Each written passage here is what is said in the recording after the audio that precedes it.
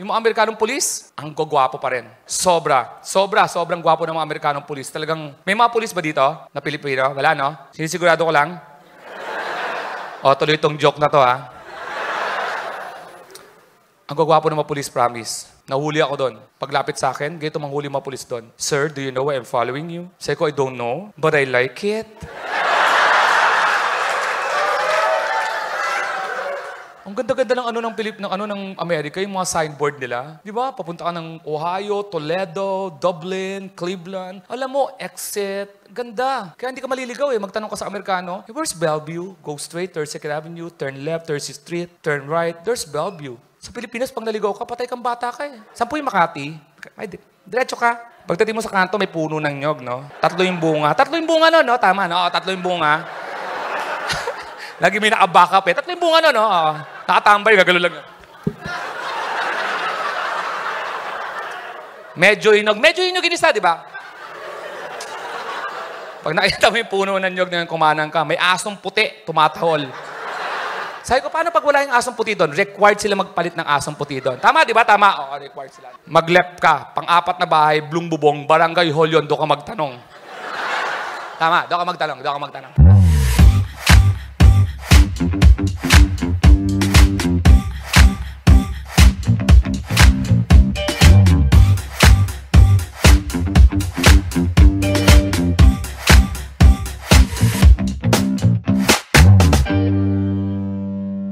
Ang yabang-yabang ko, sabi ko, takot ako lumabas sa New York. Takot ako lumabas sa US kasi usong-uso yung barilan.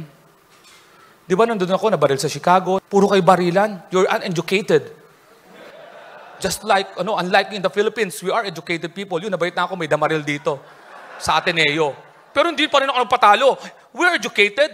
Yung doktor ang namaril, educated person yun, di ba? Sobra. Monkeypox. Tumataas doon. Dito may isa na. Ayaw talaga magpahuli ng Pilipinas, no? Talagang baga sa medal, kailangan may isa rin tayo. At alam mo ba, doon lang ako nakakita sa Amerika ng limousine. May limousine ako nakita. Tapos sa loob, may babaeng umiiyak. Halatang may problema. Halatang kaka-break up lang. Ang ganda tignan sa limousine ng umiiyak na babae. Parang, doon ko na-realize, yung pagdadrama mo sa pag-iyak mo, nasa kotse din, no? Puta, ang ganda sa kotse. Hindi ka pwedeng magdrama sa Pilipinas. Ano ba, may problema ka? Speed na tayo, tapos magagrab ka, di ba? Tagal nun.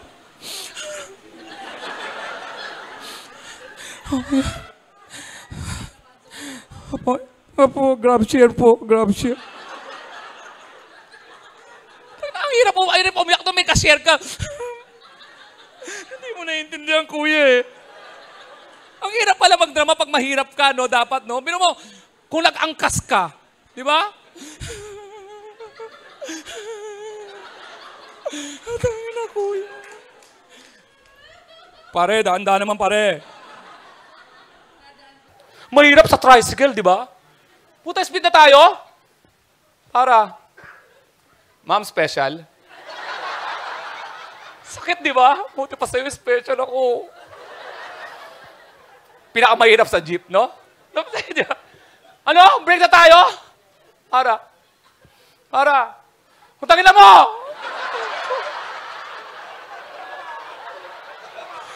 Para. Tapos pag di ba? Pupwesto sa gitna. Di ba? Pag napwesto ka sa gitna, Baydo. Hold up ka. Putangin na niyo, umiyak na ako. Hold up mo pa ako. Putangin na. Pare-pareho kayo mo. Butang ng buhok mo! Nasa di ba yung buhok sa jeep? Yung mahabang buhok na. Tapos wala siyang kamuang-muang, no? Parang...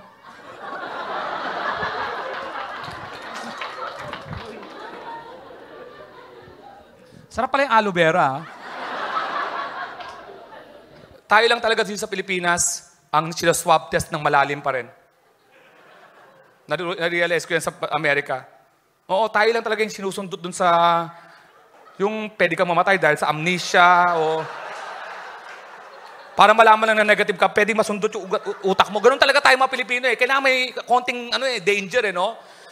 Kailangan nating malaman kung positive ka, pero medyo malapit dun sa dulo ng utak mo. Pero don't worry. Kasi ang mga side effect lang naman mawawalan ka ng balanse, magkaka-amnesia ka. Yung nurse, ginaganon. Relax lang. Talaga, relax lang. Palit tayo, ako magpapasok na stick sa ilong mo, Mare. Tapos ginaganon kami, nakapasok na stick sa ilong mo, sasabihin, hingang malalim. Talaga? Nakaganito yung stick, hingang malalim? Tapos pag na-timingan ka ng nurse, yung medyo maitang ulo, may problema sa bahay, di ba? Parang, putang, yung matatamaan na yung uga, yung magnagaka-amnesia ka na po. Yung natuto kang magnene, huwas mo ne, huwas mo nene. Huwas mo ne, huwas mo nene. Tayo nasabihin mo lang, nene, kahit di ka marunong magsayaw, karang nagnene ako, no, huwas mo ne, taba, nandali, no, huwas mo nene. Oh. Marami na apekto doon sa babae nag-aaway na, inaaway ka. Ganyan ang babae, ang galing magtago ng babae ng galit. Lalo sa may handaan, may party, di ba nagsasayaw? Tapos may kaibigan ka lalaking madaldal. Yung madaldal na lalaki na kung ano pinagsasabi sa harapan ng asawa mo, yung walang preno. Pare, nakita ko yung girlfriend mo, ang ganda ngayon, pare. Dati mong girlfriend yun, di ba? Mahal na mahal mo yun eh. Yung asawa mo nakatawa lang, talaga, nakita mo. Huwag sasayaw yun sa party. Tangina ka. Ganda pala ng ex mo, nakita, gago ka. Panalangin mo kung matapos ng party na to, hay. Kaya yung lalaki lang alas 5 na, di ba, naghahiya pa ng party. Guys, tara, maaga pa, tara! Tapos inahatid na, di ba, yung lalaki lang, guys, gusto nyo mag-breakfast, 7 a.m. tayo, mag-breakfast. Dahil alam niya, pag dalawa na lang sila, puta, pag sinara yung pinto, puta, lalabas yung apoy sa bahay nila, tapos yung boses ng babae, unang mo ko! Ang asawa, handang-handa yan eh. Oo, pag uuwi kami, puta, prepared kami sa tulong ng mga kaibigan namin. Alam namin, naghihintay kayo. Bago kami malis, mga kaibigan namin, meeting yan. O, saan tayo galing? Kay Paulo, uminom tayo ng 3 beer, nanood tayong basketball, nanalo ang Golden State, 133-131, lamang ng 2. Naka 3 bote tayo, San Mig Light. Puro San Mig Light lang, para hindi tayo mabobo. Okay? Nice. Ah!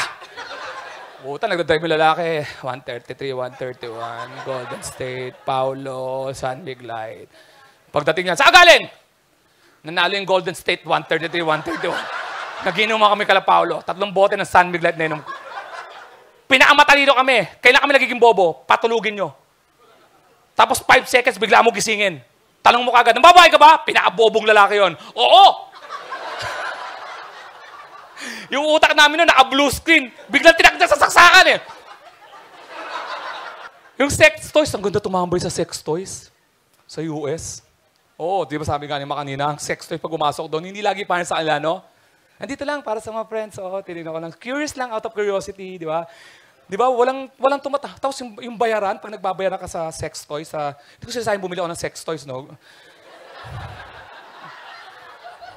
Ito, may nakita akong lalaki, gumanong kagad eh.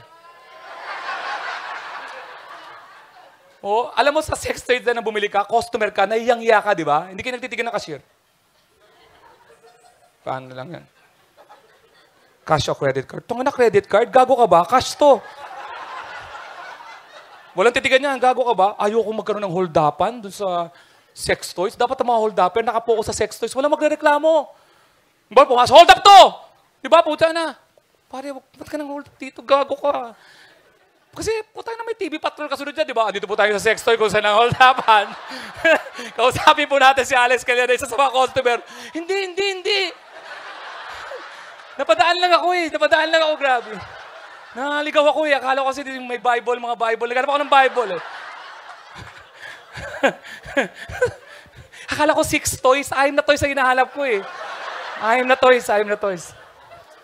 Puta na mga hold up. Di ba? Ganun naman ang dami. Mga swak pa eh. Ito, ano tayo pumadaan. Andando po sa loob si Alex Calleja ngayon. Pawak ko yung titi eh.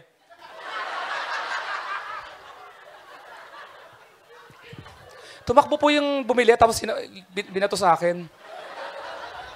Tapos napindot mo ba yung vibrator? Yung mga Amerikanong pulis, ang gwapo pa rin. Sobrang gwapo ng mga Amerikanong pulis. Talagang, may mga pulis ba dito? Na Pilipino? Wala, no? Sinisigurado ko lang. O, tuloy itong joke na to, ha? Ang gwapo ng mga pulis, promise. Nahuli ako doon. Paglapit sa akin, ganito manghuli mga pulis doon. Sir, do you know why I'm following you? Sabi ko, I don't know, but I like it.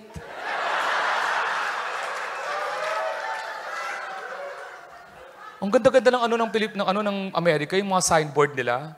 Di ba? Papunta ka ng Ohio, Toledo, Dublin, Cleveland.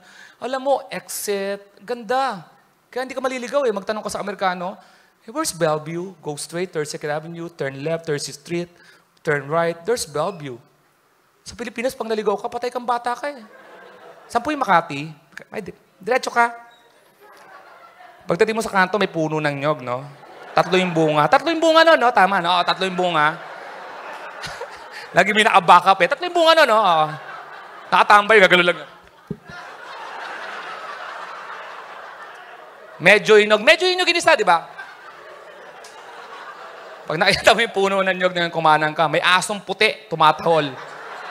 Sabi ko, paano pag wala yung asong puti doon? Required sila magpalit ng asong puti doon. Tama, di ba? Tama. Oo, required sila doon. Mag-left ka, pang-apat na bahay, Blung Bubong, Barangay Hall yun, doon ka magtanong. Tama, doon ka magtanong. Pero ang pinaka-ayoko pag nagta-travel ako, yung nag-iisa sa hotel. Promise. Matatakotin ako sa multo eh.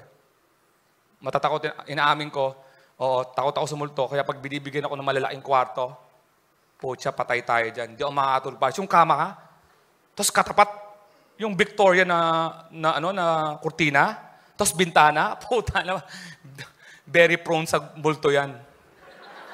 Yung malaki yung space, puta, parang tinawag mo yung mga multo niyan. You're giving me the space, ha? Puta, pag gumising ka, nakaganon yan. Anong gagawin ko? English yun. Puta, na paano yun? Bago ako magpagsalita, ipaprocess ko muna, di ba? Sasabihin ko lang, I'm afraid. Katakot talaga, promise. Matimingan mo lang ako. Sinasabi ko siya, gusto ko yung masisikip lang, yung kama, tapos pagbaba mo yung TV, mga ganun, tapos gaganon ka lang, di ba? Di ba gaganon ka lang, tapos banyo, yung talagang, pati multo, hirap yun, malamang. Paano sa magpapakita? Tapos, putang inang gamit to! Takot ako sa multo. Kaya tapos na-timing ako pa yung dalawang kama. Yung bakanting kama, sinasabi ng mga matatanda, pag bakante yung kama, huwag mo ipropobok ang multo. Pakikita mo yan, may nakahiga dyan, may nakatayo dyan, kasi binigyan mo siya ng kama. Wala kang kasama, kaya liligay ko lahat ng mga gamit ko. Punuin mo raw ng gamit, di ba? Pucha, pagpatay ko ng ilaw, korting tao. Nanay, mami talaga, si mami. Multo, lalo pag sa, di ba, yung multo yun sa bahay, di ba lagi silang handa pag bukas mo sa banyo, yung corridor, di ba, yung corridor na puti, naku po siya. Lagi silang ready na, So, maka-timing ng multo, hindi rin siya ready. Yung nagkagulatan kami, pag bukas mo,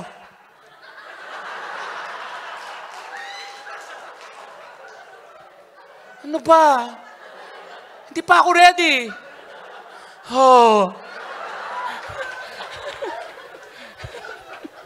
Niloko ako ng Amerikano, no? Sir, nag-booster na kayo? Yes, Moderna. Di ba? Booster Moderna. Di ba? Ganun dati tayo, magpapabaksin tayo, di ba? Hashtag Pfizer. Di ba? Masasaya yung mga Pfizer, Moderna. Hashtag Moderna. Pag Sinovac, no? Background lang ng ospital. Tapos, hashtag, the best vaccine is the available vaccine. Yung nagpa-picture, nakasilip lang yung ulo. Yung Astra, walang post yun. May lagnat eh. Sabi niya, nagpa-booster. Tatanong ko, yeah, booster. 2 booster. Moderna and Pfizer. I avail all the, collect all. Di ba? Parang ganon. Kinento ko, saan ka nagpa-booster? Doon po sa palengke. Meron po doon parang lang sesto. Booster! Ilan? 6? Pak! Go!